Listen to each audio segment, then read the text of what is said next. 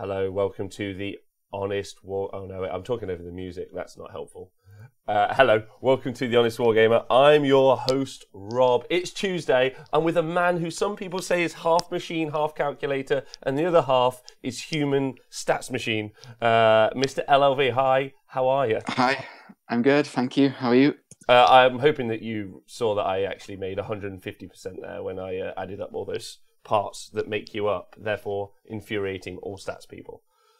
Yeah. I'm actually bigger than the known percentages, I guess. What are the unknown percentages? That's what I want to do. I want to delve into the depths of you. But today we're not going to be delving into the depths of LLV. That's for another show after hours. Today we're going to be diving into the stats that are hosted on the Honest Wargamer. The stats for February the 11th. So the AOS stats as they are to date. The wonderful Mr. LLV puts together. But before we get on with looking at them, I need to obviously say thank you to everyone on Twitch and everyone on Patreon. You guys are amazing, and you help create the site, which all these are hosted on now, which is awesome. You also help for us to be able to do the show full time, which is I literally did the show yesterday. LLV did all my notes, went to sleep, woke up, did some more notes, and I'm straight back in the studio. So. Full time, which is fun. And hello to everyone in the Twitch chat: Shadow Hammer, Bill Souza, Pete Pratt. How you doing? Tristan, our mod, in the chat there. Canhammer Darren. Very excited to see you guys soon. Lanes Alcanaut. Hi. So LLV, are you well? I'm good. Bill Sousa's in the chat. We are graced by his almighty presence, Captain America himself. I think you'll find his name is King Bill. Yeah, excellent. King Bill. That's what the Ghoul King himself, Bill Souza, who we will talk about in not too long, right? Yeah, we will. There'll be a bit on Bill. I just can't wait till he starts picking up like Dispossessed or something. I think that's got to be his next army after what he did with Flesh Eaters, right? I think is that a challenge? Yeah, I think it has to be like Flesh Eater Courts, or not Flesh Eater Courts. Sorry, Swift Talk Agents, or something equally like utterly unwinnable with, and he's just ready to go. Yeah, and Canhammer TV's calling him Archagent Bill. So effectively, a lot of nicknames coming in for what is a tall, handsome fellow who won the LVO this weekend. Yeah, tall, handsome, bearded fellow. I've been noticing a trend of people winning Warhammer tournaments. They all have the same beard. Put a picture of Bill next to so hot right now Ben Sava. It's eerily similar from the nose down. It's all beards all weekend. So you would think the Dispossessed would be doing really well, right? But no one's playing. No one's playing them, and with onto that information, we can find out how many people are playing them via this stat machine, right? Let's do it. Yeah. Okay. So the first stat that we're looking at here is always my most interesting, or my most favoritist. Oh, do you know what? English isn't my most favoritist of things. Elocution. Go on. No, it isn't. Yeah, so this is this is just the overall stuff. Yeah. A few changes since last week. You throw me off a bit because I thought we was going to start with events, but it's okay. Oh, I'm so sorry. Nobody knows. Go for it. Good. Yeah. Just play it off. Just pretend. Well, yeah, we're doing it. I didn't say anything. Yeah, Legions of Nagash is like starting to get away with it a little bit. For most of last season, we saw Daughters of Cain at the top of this chart, just solely based on its number of 5+ wins. And Legions of Nagash has pretty much solidified itself at the top there, and 4+ wins as well, 4 wins as well. So if you just look at the 5 wins and 4 wins out of Legions of Nagash as a whole, they're incredible, and they're the biggest part of the meta as well. Yeah, they really there's that percentage difference. There usually is a bit of a swing, right? But especially as and maybe some of the Americans who are in the chat can confirm, but I feel America is a more death-heavy meta than it is in some than other parts of the world. And I think and I think Flesh Eater Courts are going to be very strong based on everything I've already heard. I mean, Bill doesn't need them to be strong; he'll win with anything. But I think you potentially, I know Legions of Nagash is a different faction to Flesh Eater Courts, but you might see death not only its popularity increase. So Legions, and if you as a faction, are they going to be the most popular faction? Do we have that at some point? Maybe next week. Yeah, I mean, if you do a little bit of math, you can put you've got 13 at Legions, we've got 5% at Nighthaunt, so 18. And then currently Flesh Eater Courts is only 1.8. So they're not the most popular faction right now. I think they're actually quite behind Chaos and Order as a mix. But yeah, if that Flesh Eater number, let's say, jumps up to 5-6%, like we saw with Gloomspite, then they're going to maybe be overtaking Chaos. But yeah, we can certainly look at that next week once we get some Flesh Eater numbers on the scoreboard, I guess. I have got to say, it's crazy compared to like a year and a half ago where you would see maybe a couple of Death Armies at a tournament, and now it's just exploded, that faction. So they've got to be really excited, generally, the people like that. Relian in the chat saying, we usually do well as a club and we all play in Death. That's the Midwest. Yeah, Midwest seems to be... and then Mark Time says, Midwestern American here. Everything around me is Legion, Nagash, and Stormcast Eternals. And a fair bit of Iron Jaws. That's because Iron Jaws are just the most fun. Yeah. Mm-hmm. So the percentages, is there anything that's jumped into you may potentially have to face them in the stats that we haven't seen previously? You've got there's still a small percentage of the meta as far as numbers are concerned, pure people using them, but IDNF keep creeping up this chart. They're sitting in 4th place right now. Yeah. And they had another good showing at the LVO, which we'll get onto as well a little bit later. And yeah, Daughters of Cain are on a slow decline. It's not so much that people are losing with them, as we'll see when we look at the AOS 2.2 versus 2.1 comparisons we've looked at. But not many people are playing them right now, especially in the States. That's always kind of been true in the States. They've always tracked a little lower. But I think there was only 5 Daughters of Cain armies that turned up at the LVO, and they all did middling, like 3, maybe 4 wins. It's yeah, Daughters of Cain. People have put away their crutches. People, it seems. Good. All right, and obviously, yes, Dadhammer CG. Don't worry, we've seen your Scourge Privateers stat at 50% there, somewhere in. Boom. Boom. Yeah. So sorry, I did run ahead. I've just noticed. So we'll go. We'll start. Let's go back. Let's go right to the beginning. Let's go right to the beginning, and you can see these are all the events that appear. Yeah, this is the top. There we go. There we go. There you go. Yeah. So Age of Sigmar stats, February 11th, 2019. So 2.1. We had all of these events, but you've now broken it down into 2.2. So this is everything after the winter FAQ, right? Yeah, correct. If you just, I'll just explain. I'm a little bit behind on the screen here, but yeah, I'll explain some of the colors. So Painting Masters, we do have all of their numbers in regarding wins, but I am still waiting for Mr. Matt Lyons to send me the 1st, 2nd, and 3rd place. I like to track that as the tournament lists it, and because Painting Masters was very obviously painting heavy, their 1st, 2nd, and 3rd place don't necessarily translate with what did well as far as pure wins. So that's why it's orange.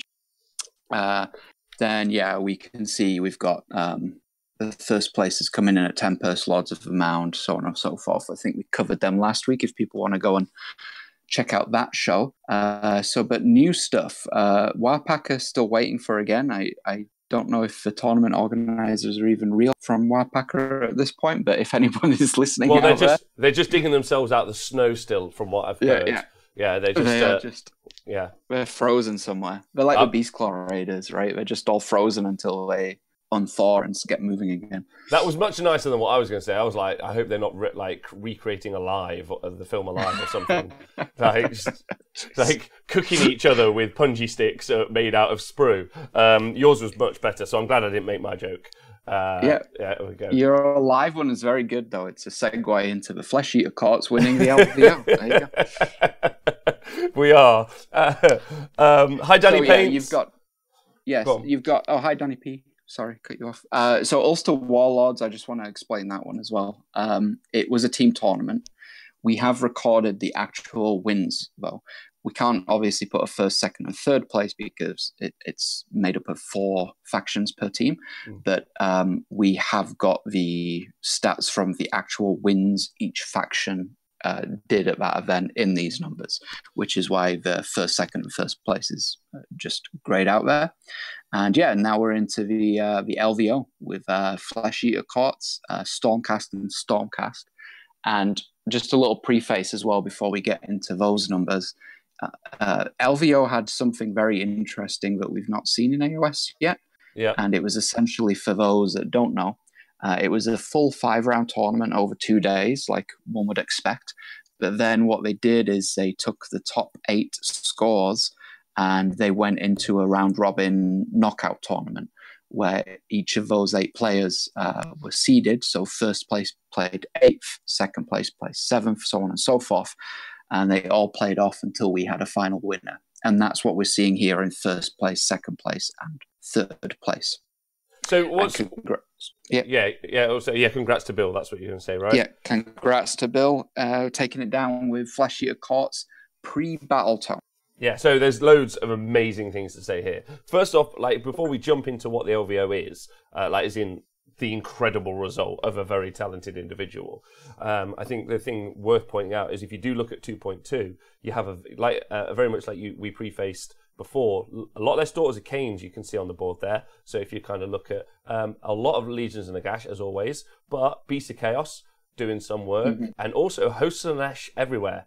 Like they are at Blades of Corn and Hosts of Nesh. Now what's exciting about Blades of Corn doing okay and Hosts of Nesh, I'm almost certain, well we know for a fact Blades of Corn are getting a battle tone this year. I'm almost certain Hosts of Nesh are as well. So what's quite scary, if I can be honest with you, Mr. LLV, and then when we get on to Bill's amazing win this weekend, is you've got 3 armies with either an older battle tome or with just some sort of General's Handbook allegiance abilities doing well and doing the work, and then they're going to get power boosts as we go through the year. That's pretty scary, right? Like that's daunting. What do you think about that? And It can be scary. It might be a fix as well. We don't know if somebody's because we're just looking at pure numbers here. We're not delving deep into the actual lists themselves at this point. So maybe there's a little loophole someone's exploiting in those Hosts of Slanesh. We saw Bill exploit some of the stacking abilities that Flesh Eater Courts still have in their General's Handbook version. Some of the summoning. Everything's within still rather than completely within. So although things are going to get more powerful, I think they're also going to maybe get dialed back a little bit. So some of those weird loopholes that people aren't used to facing might be tightened up a little. So that's what these numbers are here for, right? So we can actually have these conversations in a few months and see how things have changed when new books come out. Yeah, and that's really one of the key takeaways that you need to get from the stats is, and it's super useful for me when I go do commentary at the weekend, right? Like, so again, thank you for putting them together, Mr. LOV. I find it's super useful for people, and I know for a fact that either people have started to see the stats as challenges, or they're kind of like, they can see the lists, and knowing that I'm going to be playing lots of death, as an example, when we look at the meta percentage, I go, right, how can I counter that army? Or I know I'm going to play it, is my army at least weak to it? Hosts of Slanesh doing really well is exciting. Blades of Corn doing well is exciting. Both of those armies, though, generally combat orientated with some summoning, which I think is quite key. Beasts of Chaos are combat orientated as well, but they've got some okay magic and they can have some very good shooting, both from Skyfires and a bunch of other stuff. Also, thanks everyone in the chat for joining me live on Twitch. If you get the chance to join us on a Tuesday, you should. It's a big call. Elf Bro, great to see you. Shadowhammer, Danny Paints, I'm so excited to see a bunch of our Australian bros in and our American bros all at the same time. This is wicked. LV's out there in Canada. International. Someone said yesterday, international Warhammer community, IWC. I was like, that's cool. So thanks for being here. That's wicked. And I really hope that the stats put a bunch of people together. It is cool. Anyway, yeah. But most of those combat armies, and Flesh Eater Courts also, some limited screams doing mortal wounds is also some shooting as well. But effectively, we've generally seen shooting do well, apart from that random free people's first place in. So that's actually... Yeah, it should be mentioned, the Ulster Warlords, one of the 5-0 lists in there was a Stormcast Eternal list by Darren Watson, which was heavily shooting orientated. It was 4 ballistas around an Arcane Hurricanum and a bunch of Judicators. So it was... It wasn't. shooting meta's coming. It was specifically 4 Celestar Ballisters, an Ordinator, a Knight of Zeros, and a Hurricaneum, which is the main issue with the. And then you had 20 Sequitors, and I think you had 2 units of Libs. Why that's quite important is they go from long range hitting on 3s to hitting on 2s, and then potentially also.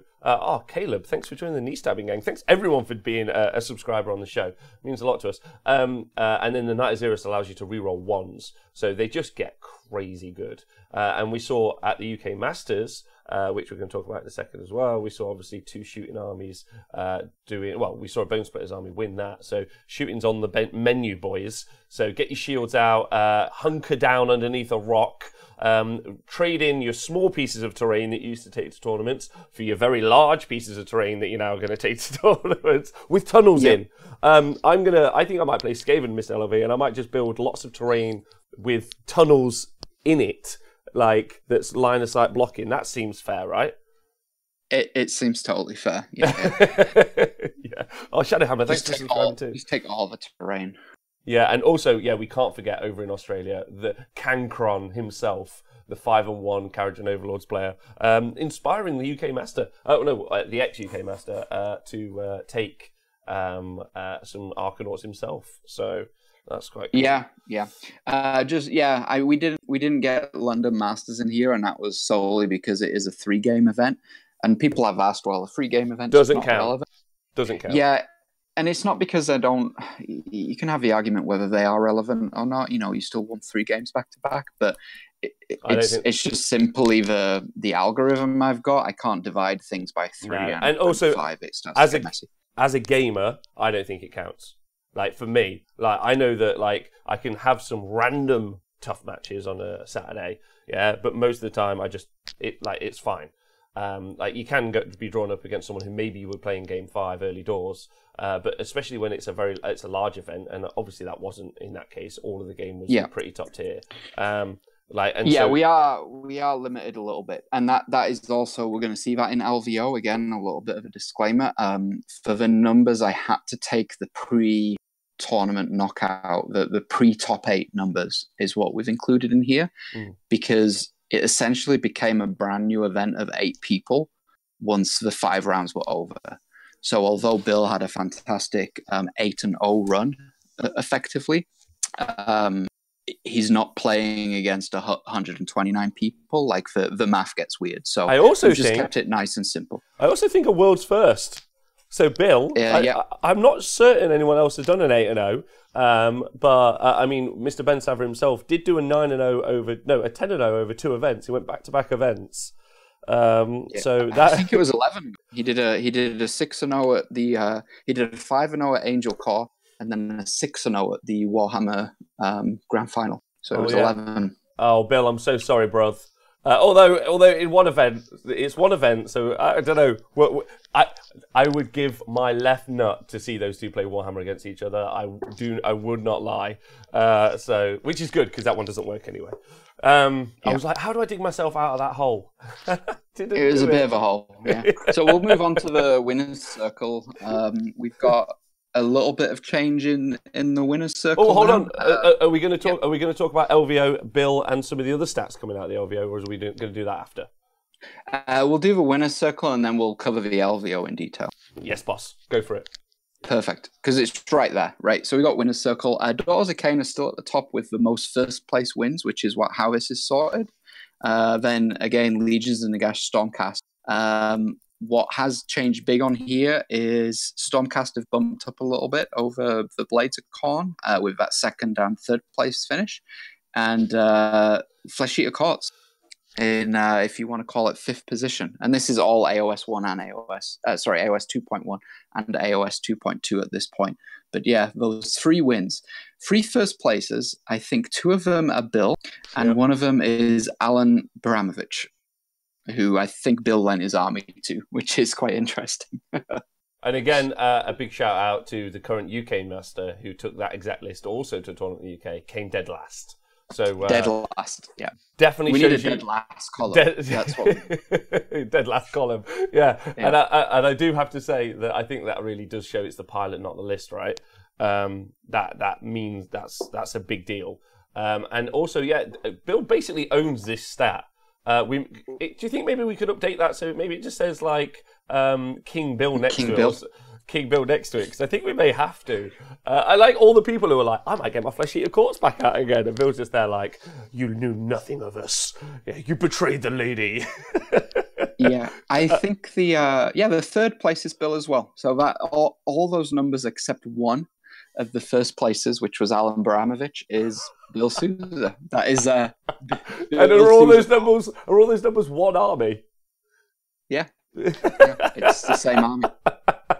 That's a great stat. That's when you know you've made it in life. You're like, I own this statement on the internet. I'm going to screen cap it and send it later. That's incredibly impressive. Yeah, that's fantastic. Yeah, Idoneth, I tell you what, I am actually amazed by Idoneth. So they've got 2 first places, which is cool, 2 seconds, and then 3. They just always the bridesmaids, never the bride, although there's 2 cases of them being the bride there. So, but I think they pose such a problem. Like when they're in my head, maybe they're the gatekeeper army that I haven't really like. I give them a little bit maybe too much respect. I think they're incredible, but they do tend to roughly win 4, right? That tends to be where they're at. Yeah, well, this weekend there were 2 Idoneth in the top 8 that made LVO, and one did 5 wins and one did 4 wins. And the fellow that did 5 wins, there's a bit of controversy. We won't get into it, but by all rights, he should have been in that final with Bill. There was a few mistakes and a few rules misplayed during that game on both sides. So technically, if things had gone by the letter of the book, then it would have been an Idoneth and Flesh Eater final, which might have had different results, but we'll never know. But that's just something to throw out there. Matt Pashby, have to shout that guy out. Really nice gentleman on the camera, it seemed, and he was playing well. Yeah, very nice man. Very, very nice man. Speaking to him last night, like, really cool. Like, all those I can't wait to get out to America, meet some more of my Ameri bros, and, like, start to connect those dots. Like, and they're all in the chat together. So say hello to each other. Let everyone in the chat know where you're from. Like, just so you can all connect up, and then you can kind of know who each other are, which is fun. Yep. Like, because I'm starting to read the Twitch names now, like the Matrix, and I'm like, okay, yeah, right, I get where you're at. So it'd be cool if you like let each other, so you can join up internationally, and also join our Discord because you can talk in there as well, which is fun. Oh, Shadowhammer, thanks for 700 bit donation because Australia loves you and we need you to do every big event ASAP. Okay. I am tired, but I would love to do every big event ASAP. Nathan doesn't. Nathan literally told me to get lost last night. He went, no, I'm playing Warhammer now. I don't want to do none of your no more talking on the TV box. It's shit. I don't like it. So please make us go everywhere in the world because it annoys him and that makes me laugh. Fantastic. Nighthorn also shocks me that they don't do better, but most of their stats I think are inside leaders and Nagash, right? Yeah, we'll see a little bit. Nighthawk will come up in the further discussion, I think. It's interesting what they're doing in AOS 2.2 currently. But yeah, with the segue, while we're still on LVO, we're going to cut to our friend Mr. Dan AOS Shots for we've got some extra stats I think you was mentioning. Yes, I do. Big shout out to Dan. Dan's been putting up some stats that he's generated from BCP, and they've offered to send this stuff to us as well, which is cool. So we'll try and get these updated and amended on the page as well. And so there was 2 really interesting stats, which are stats we haven't looked at before. I've got them available to myself right now, and then I'll update this as we go. But one of the things was the endless spells. I'm a big fan of the endless spells at the minute, LLV. I think that there's a huge in-game potential there. And I'm experimenting in my own gaming, and so I keep looking at lists that do it. And I know that there's a bunch of people. Someone, an amazing young man over in Australia, has dropped a Lariel out of his Sylvaneth list in a Null route just because he wants to take more casters that get the bonus to cast, and then a bunch of ender spells. So I think he's rocking like 11 casting values in an army, in a Sylvaneth army with a bunch of ender spells, which I think is like. So it's just thinking outside the box, right? So not in order. No, in order. Well, I'll try and be in order because I can read it. But the most popular at the LVO was Chronomantic Cogs. That was the most popular. And obviously you see that in a lot of combat armies. So that tends to be quite popular. I personally don't like it because it gives you your opponent an advantage, but the +2 bonus to charge is pretty key, right? Especially for deep striking units. So yeah, I've seen that become a staple basically in most Sylvaneth lists and most Nighthaunt lists as well, because you can benefit from that movement more than your opponent. And I think that's the key to that spell. Yeah, I think that's why I see a lot of people take it. That's my experience of it all the time. The plus is to charge, but then when you've got units that run in charge, it becomes crazy. So makes sense that that's there. 20 points, 20 of them, 20 instances. Next one is Geminids of Ulguish, which blows my mind that isn't 21 or something similar. I don't know how that isn't in every single army, but that I just don't get that personally. And then also from memory on the Geminids, I want to say so 6 out of the top 8 armies had Geminids in it. Don't quote me on that, but it's over 6. I think the only have the Geminids were the 2 either the top 8. Yeah, you're breaking up there a bit, sir. But yes, Geminids. So Geminids were mainly in the top 8. Not saying I called it, but I called it. And then, so that's the only thing to break double digits, with the exception of Umbral Spell Portal, which I'm almost assuming is coming from your Nagash armies, with maybe potentially some Gloom Spites taken as well. I can see that being a thing. But Umbral Spell Portal hitting a 10. Instances of that, and then you've got Everblaze Comet, and I really like this, Prismatic Palisade and Soul Snare Shackles, all on that 8 slot, which, like, the Palisade is one of those things where you read it and you're very unimpressed, but actually, as time goes on, I think I'm more impressed by its impact in the game. Right. And I think that's I think where I'm pushing I'm going to play with this for a few more weeks. But for me, I think that there's some big impactive things you can do with Palisades in an army. Soul Snare Shackles also excellent at 8, and then Balewind Vortex on a 9. And then there's just a few things with weirdly only 1 Mork's Mighty Mushroom, but that's getting it right. But 2 Scuttle Tides, so interesting. Yeah. You got any thoughts on the spells? Yeah, it's a part of the game that is a little bit unexplored. So I'm very interested in the work that you're doing on. I know you've been looking at casting potential as a theory within Warhammer. So yeah, once you get that out in the world, that will be really cool to look at. I've got to get out of my brain first, and that's always the hardest part for me. Someone said yesterday, your brain is full, but you're an idiot. And I was like, okay, thanks, appreciate that. And the other really cool stat is looking at artifacts. And some really cool things here.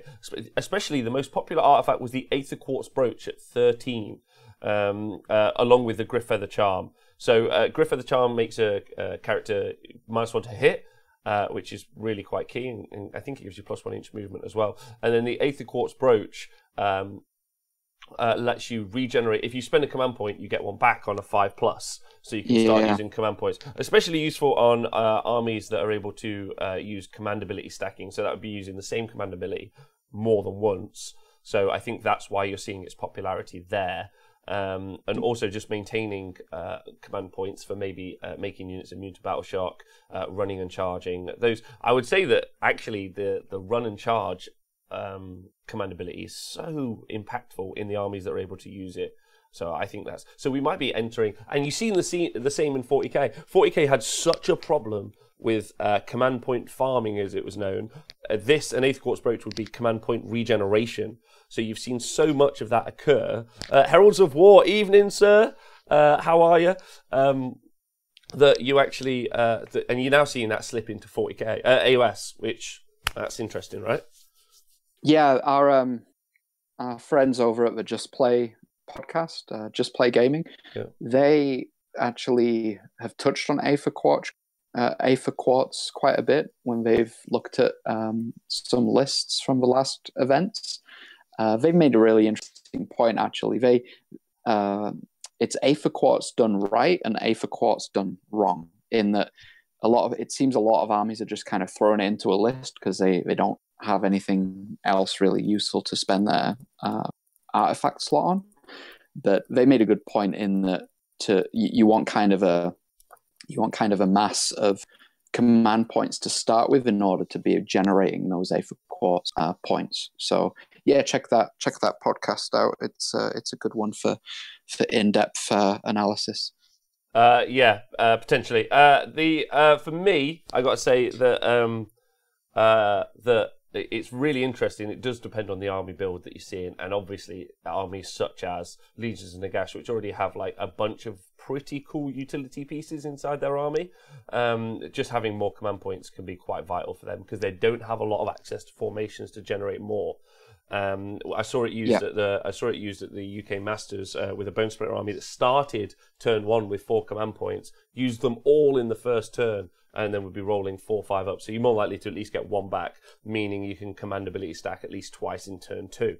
And I think that's the key. You start with a quantitative mass of command points in order to generate. But just kind of throwing it in your list when you've got zero or no command points and kind of hoping for that one item to generate you command points can be a bit risky because it is a 5-up. Yes, I think it's very, very interesting. And then Griffeather is massive. -1 to hit. If you put that on a character that, because of Lookout Sir, is also -1 to hit, so -2, that makes them pretty like tanky just in and then you've got other characters now, especially in Gloomspite, that are naturally -1 to hit, so you can be pretty much unattackable at range until I imagine we see the Skaven do the work that we're going to see in the future. Ethereal Amulet, your Vampire Lord and Zombie Dragons are going to do well. Please don't put the Ethereal Amulet on a 4-up save model. It aggravates me as a streamer. I see it and I go, what's your plan? I mean, it's always a 4-up, but I just don't think it's useful at that point. I think probably someone could do maths for me, and I reckon -1 to hit is probably better than an unrenderable 4-up save. But we'll have to do the maths.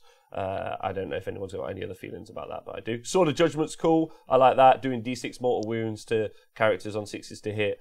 Characters and monsters are pretty certain.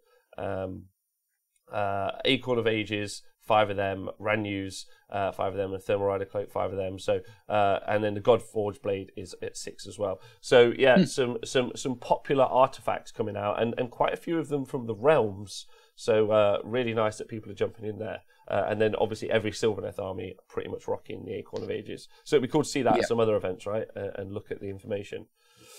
Yeah, he's doing some good work over there. So yeah, while we're on the LVO track, we want to scroll down a bit and we'll actually look at how the numbers panned out. Yeah. Yes, how the numbers panned out. There we go. Analysis sorted. There we go. Are you happy with that? There we go. Yeah, so we know, well, hopefully most people know, there was a cut to top 8. We know that Flesh Eater Courts won, Stormcast came 2nd, Stormcast came 3rd. So this is kind of a story behind the event. So which factions did well, which factions didn't do well overall at this event. And this is preceding that top 8 cut, as we said. It's just taking the 5 games into consideration. And I've sorted it by the most 5 wins first, and then 4 wins, then into match win percentage and 3 wins. So with all that said, our friends Legions of Nagash up at the top with 2 5+ wins. And then Idnef Deepkin, and that's our friend Matt Pashby, who we mentioned earlier, with that 1 5+ win. And then Flesh Eater Courts. But I think the biggest interesting part is if we look at the win percentage difference, which is that far right column, which is green and red. Yeah. So what we've got here is what the faction did at the LVO, which is the LVO match percentage. That's the 3rd column from the right. And then how that compares to what the stats were, match win percentages going into the LVO. And yeah, you can see right there, some factions overperformed and some factions underperformed. Yeah. Do you know what? Initially I looked at the green and I was like, no, who did the shittest? Like, that's what I went. And I was like, mixed destruction are 25% below their normal outing. That's pretty grim. That's funny. It is. It's a bit aberrant though. You've one player doing that, so it's all on that one guy. He's carrying that faction in that army. Wow. But But I think what is more relevant, if we look at, you've got Sylvaneth, Maggot King of Nurgle, Daughters of Cain. Those are some pretty big drops from factions which were 5 or more % of the actual meta at the LVO. So those numbers are a little bit more tangible when you're looking at averages and differences. So Daughters of Cain had a massive drop off from close to 72 win percentage. They only managed a 60% win percentage at the LVO. So instead of winning almost pretty much four games out of 5, they only won 3 games out of 5 at this event. Exactly. Which is a nice, easy way to look at it. I know that's not exactly spot on, but that's a nice way. So the wins are all split up as well. Those middle columns that say right in the middle 5, 4, 3. You can kind of see the spread of how the armies did. So that again is interesting. We've been talking about Bill Sousa and how well he's doing with Flesh Eaters. That just shows it right there. He was the only person to win more than 5 games. We said he won 8. His next nearest competition only managed to win 3. And then the only other Flesh Eater player at the event only got 2 wins. So it just shows what an achievement that was. Yeah, fantastic achievement, and it's as impressive as it is daunting. The 25% drop between the Destruction and Flesh Eaters. Yeah, 22% above what generally is done is just, which is why it's why like it needs like applauding constantly and just like, you know, a round of applause. Obviously, absolutely intentional. It's pre-order week for Flesh Eater Court, so Bill was like, well, I'm going to single-handedly increase the sales of those because he's actually stockpiled. He actually has bought 800 Start Collecting boxes, he's told me, over the past 3 years. And then he's slowly going to be eBaying them over the next like couple of months, which clever stock manipulation. Sounds fantastic. When everything's sold out on the GW website, he's like, "Hey, you want some Flesh Eater Cots?" Yeah. So I think that's a big deal. Yeah. So another winner we've got here, Flesh Eater Cots obviously on the back of Bill. What I thought was interesting was also that that 12.7% increase there from the hosts of Slanesh. Yes. And we've go on. We've seen that actually tie in right at the beginning of the show. We were saying how well they're doing so far, and that will be a recurring theme as we look at AOS 2.2 as well. Spoiler, but LVO they came out with a 66.7% match win percentage, which was tied for the best over the 5 rounds, not including the top 8. Wow. So 12.7% increase. So they already were doing well, and now they're doing very, very well. The hosts of Slanesh. So if you guys are interested, there may be some stuff there that a bunch of really good players are using, and they're just absolutely kicking it with Slanesh. I think that's really impactful, and they do have some great mechanics inside the book, and especially in a fighting game, which is what they're currently in.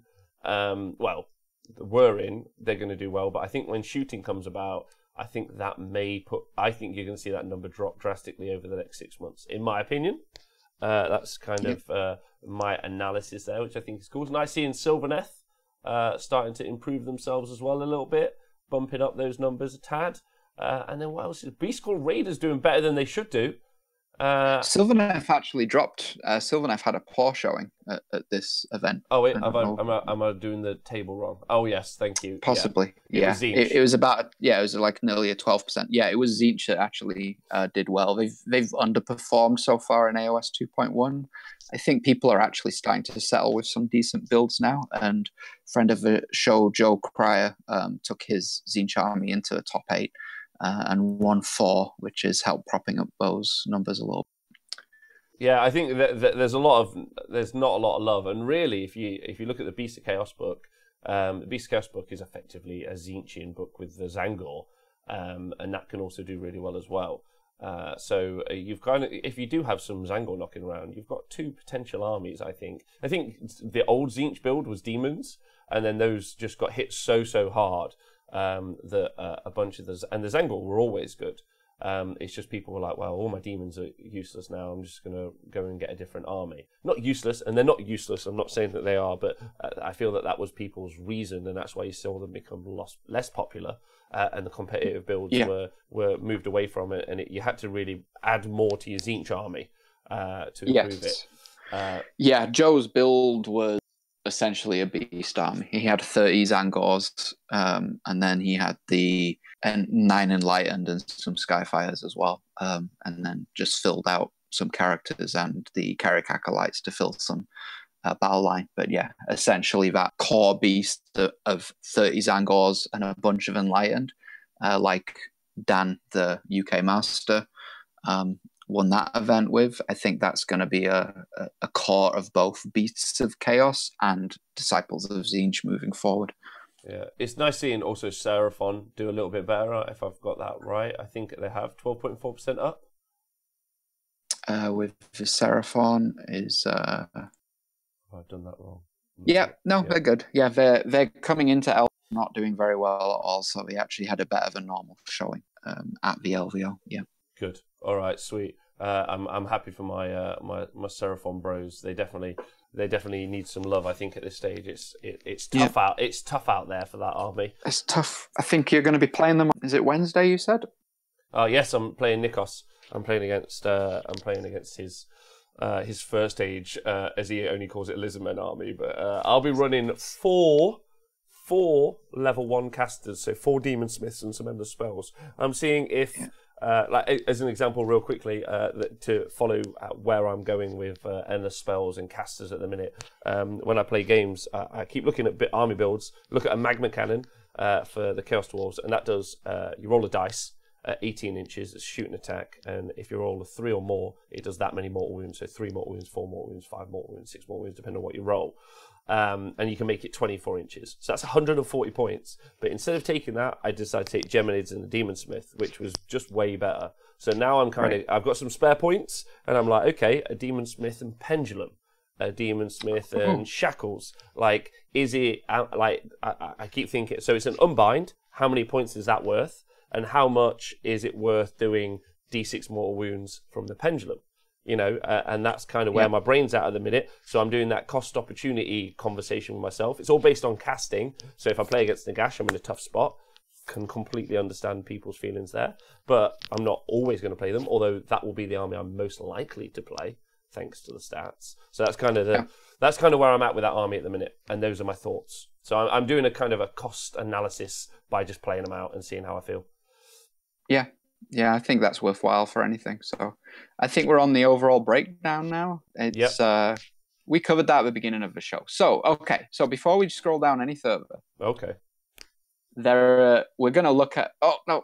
Spoilers. Right. So we're going to look at the difference now between AOS 2.1 and AOS 2.2 as it stands. Obviously, the events... we've got much more on the AOS 2.1 side of things than AOS 2.2. Mm-hmm. But let's play a little game. There are 2 armies that have done particularly well regarding match win percentages in AOS 2.2 so far. What 2 armies are those? And that's to chat and yourself. What that have done well versus the win percentage? Which 2 armies have the best match win percentage so far in AOS 2.2? So since the FAQ back in December. Leazes and Nagash and Hostess and Ash is my guess.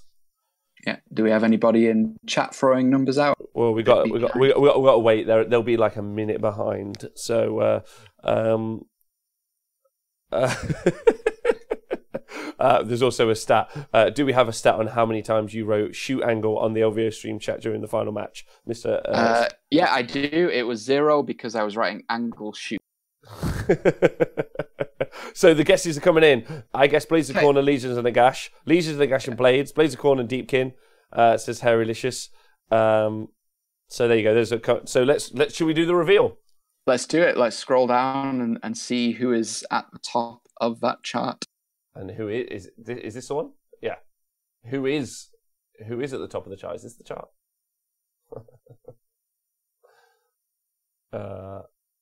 Yes. Mr. LV, are you still there? Yeah, I'm here. That is a reveal. I was just waiting for shock to set in. So Oh, Daughters of Cain, I think, is pretty. They're still doing well, yeah.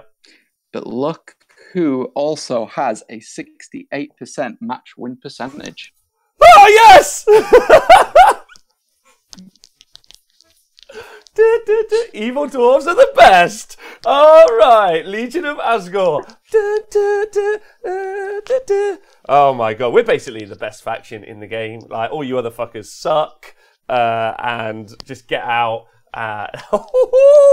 What's it like?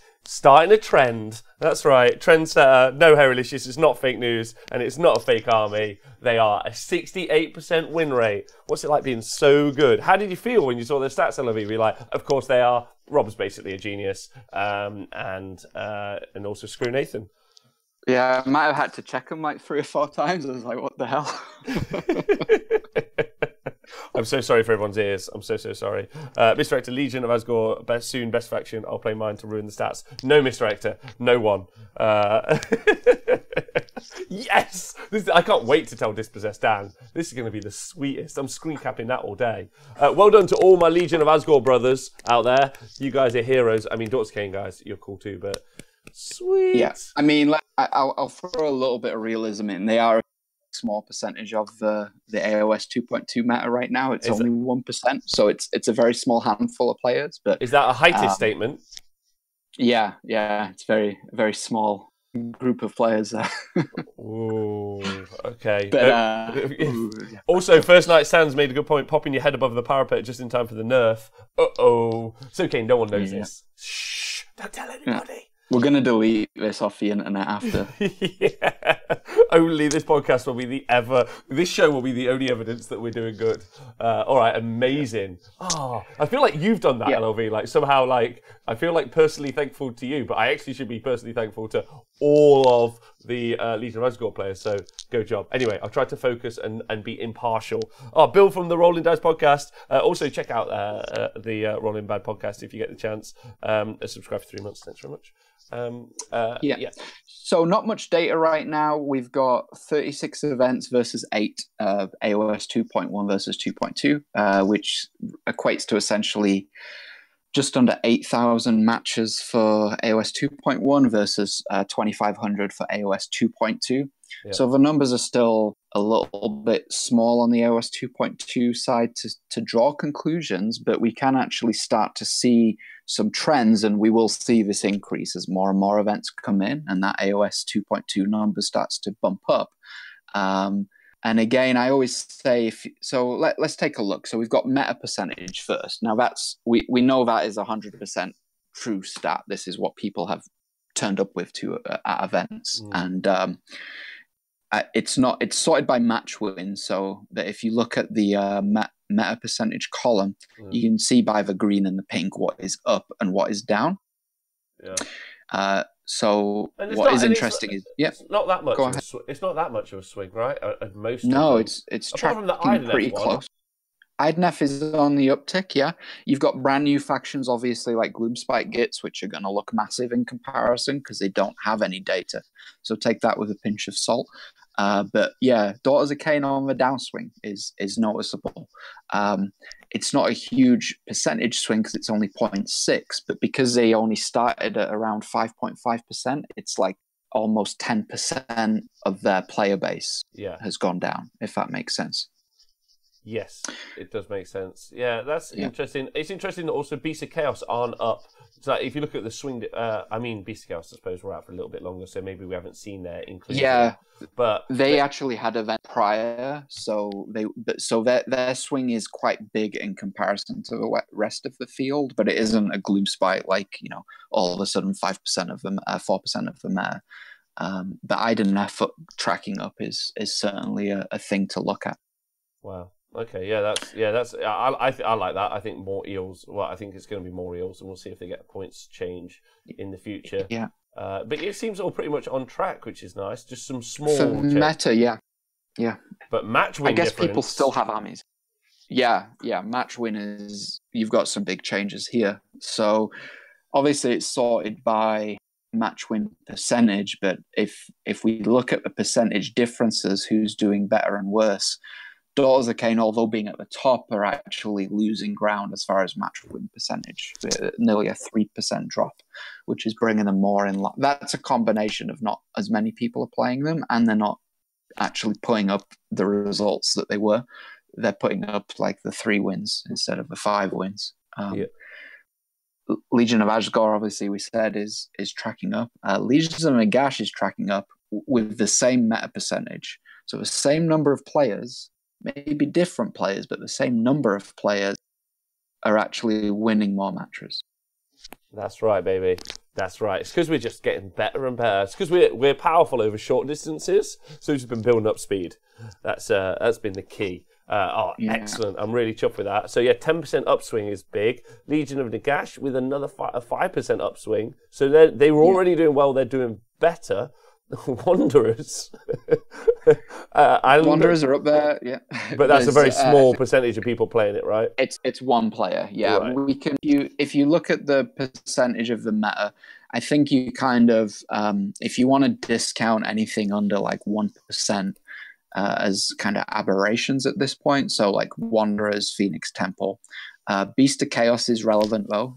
They had a horrible win percentage, but people are finding their feet with that army now, and they're starting to put some results in. Wow, yeah, and it's not a tiny number of people, 1.6%. So and that's 17%, well, nearly 18% increase. Yeah, that's a really big deal as well.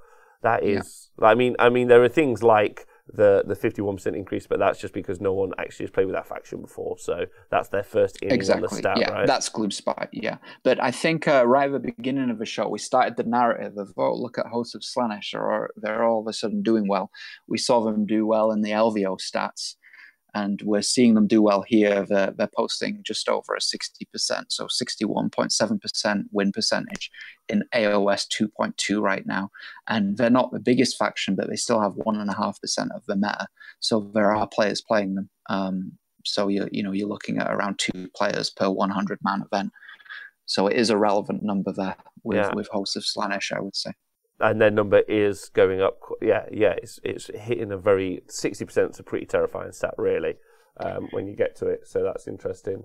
Slaves to Darkness player Clint from the Heralds of War will be over the moon about the 20% increase in Slaves to Darkness, as that's the army he wants to play. Yeah, we've got Caradron trending up on the back of Kron, the Overlord Kron. Yeah. And I think if we scroll to the bottom a little bit, if you get it all on screen, obviously we've got the Pod Dispossess. They're sharing the Nobody's Played Them group with armies that have been replaced with a Battle Tome, Orders to Pentis, and Tamakant's Horde. Someone needs to play Dispossessed. Anyway, I can't wait to rebuild that into. I can't wait to rebuild that into a dwarven only stat. Like that's what I want now. I want a racial one. Yeah, I want it to be just dwarves. Yeah, and that's going to be amazing just to see the dwarven stats as a little block. Make that happen. Yeah, we can make that happen. I think we should make that happen. We should probably do that for most. That's fun. Amazing. I mean, Dispossessed players. I'm very sorry. I'm sorry, yeah, it's so bad. But one thing I did want to point out, we mentioned earlier, Seraphon and Nighthaunt, right there at the bottom, doing quite frankly horrible in Age of Sigmar 2.2 currently. Seraphon not doing well at all, and just, you've got sub 40% wins. And it is still early, but their meta percentages are high enough that those are some real figures. That they're still each of those armies are 4% of the meta. Yes, yeah. I think Seraphon, and we talked about we did a bit of a show on Seraphon, didn't we? We had a chat about it, and Nighthaunt as well. I think people are either going pure. Nighthaunt is a tough faction. It is a tough faction, because it doesn't have shooting. It doesn't have the mechanics that its big brother, like the very easy to use. Like command point, get a unit back and the grave sites, which is just better really in all ways than the Nighthaunt one. So I think you'll find people are choosing Nighthaunt armies because they want to over a gaming choice, which is probably. And then when you get to that stage where you're just having fun, you probably are not too bothered about winning the scenario. So I would feel that I would say it's maybe not a book issue because, previously we would say things like, FEC shouldn't win a tournament, but there they are not being proved. So there probably is something in the Nighthorn book. And I think there definitely is something in the Seraphon book as well. But similarly, I think Seraphon's an army that people fall in love with and they play however they want to play realistically. And also, there's not been anything new for Seraphon for a while. There's been no new book. There's been no new models. So there's not really any kind of like desire to play other than you want to play them. Yeah. And they've also had they've been hit with a nerf bat several times over the past 2 years. So you definitely RIP the Starseer. So that's probably why you're seeing stuff like that, in my opinion. But moving on, I think that I'm pretty certain Seraphon should get a battle tome this year if they kick them out as much as they do. If they don't, eventually they will do. So hopefully we'll see an uptick on those. I'm hoping anyway, because that's one of my favourite armies. It's a bit of a shame that it's there at the minute. Yeah? Make Seraphon great. No, I don't think you can use that quote. It's not allowed. Not on the show anyway. Oh, okay, sorry. I don't think any of us should. Right, okay, so amazing. You got any other takeaways from the stats this week, sir? Or do we think, like Hosts on Esh doing it, FEC winning, some big stories? Any other takeaways? No, I think we've covered everything. We'll keep updating this as time goes ahead. I've got to give a big shout out to Best Coast Pairings for providing all the LVO data for us, and they've actually given. Yeah, sorry, go ahead. No, just thanks to you, dudes. Yeah, agreed. Sorry, I should just let you finish. Yeah, and they've also given me some stats from some events that happened between November and January. I just hadn't had time to plug these in, but they're basically retrospective stats that are going to change AOS 2.1 a little bit, but not hugely, but we will get them in, and we're thankful of those. And we'll just keep chugging along and looking forward to the next AOS events. I think, have we got any this weekend? I can tell you right now, there is the Darkstar AOS doubles in the UK, there is Fall of Heroes in Australia, and there is the Prague Open in the Czech Republic. Oh, yeah, excellent. Yeah, so we'll be looking forward to those. And then I think we have the week after is the Sheffield Slaughter, the oldest running Warhammer tournament in the UK. Which we are live streaming if we get the internet to work. Either way, the Honest Wargamer coverage team will be there, so expect some coverage from the Honest Wargamer, whether or not it be live, whether or not it be the video. We'll just do it as if it were live and record it. So either way, you'll have the high quality show that you've come to love and learn and expect, with hopefully some additional features as we're trying to improve week on week. So any of that, and the Stockholm also has an event this weekend, according to Guernsey, which is cool. So yeah, fantastic. Yeah. That'll be. So any events that are happening that we don't know mentioned, and you're out there and want to get your stats in the machine and just want a little bit of shout outs here and there, give us get in touch. Get in touch with Rob, get in touch with me, and we'll make sure your event's highlighted and we'll get your numbers in here. Yeah, that'd be fun. Because we appreciate that, because it helps everyone in the community kind of get like a thought process on where they're at. Also, some people are like, "That's my stat. I'm in there," so that's cool. And support your faction, whoever your faction is. Don't let your faction down when you're gaming. You want to bump up the numbers. You want to be green, not red, right? Yeah, on all green. Yeah, or at least in the attendance, you want green to go up. You should at least be attending with your faction. That's what you should do if you get the chance. Yeah, those dispossessed players still living in hope. I don't know what you're doing, but you're suffering. Your evil cousins are at the top of the table, and you're not even posting results. Come on, guys, let's get some beards on the table. Best dwarves, Chaos Dwarves. Okay, amazing. Thank you so much for doing that work, Mr. LRV. You're a wonderful man. Big shout out. The community deserves to give you a big round of applause. Everyone in the Twitch chat, thank you for joining us. You guys have been amazing as always. YouTube guys, hope you've enjoyed it. Leave loads of comments below. That's really good for algorithms and stuff. We love that. I'm going to be sharing it on loads of social media sites and stuff. So big love to those guys, whoever you are. Thank you for everything. You guys are great. Love you loads. The Honest Wargamer likes you loads, so thanks loads. And we'll see you guys soon. LLV, any final thoughts? Every army's a winning army if you stop being a snowflake about it. Yeah, snowflake's good, but what about if you stop being a dispossessed about it? All right. Goodbye, everyone.